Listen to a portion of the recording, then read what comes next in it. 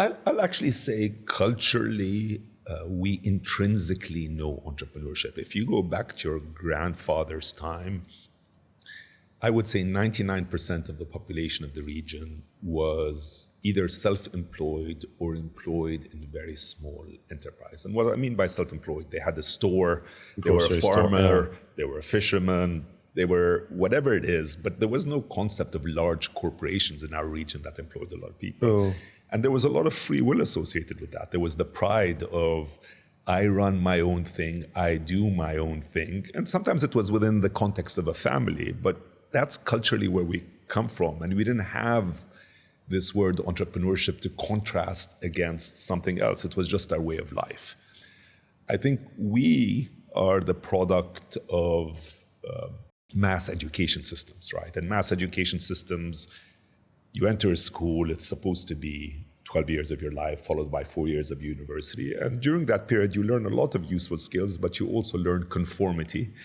And you learn that life is a series of drawn out steps. And typically in our generation, and I'm throwing you under my generation, though there is an age group, but I would say, there's a period of time where we became accustomed to that the best practice after university is to join a large corporation and continue on in that sort of classroom environment.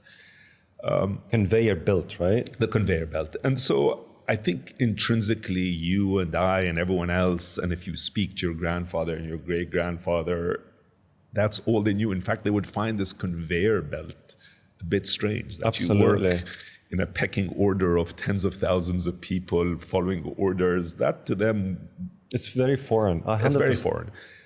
So for me, I saw, I knew my grandfather very well, spent time with him. I saw my father.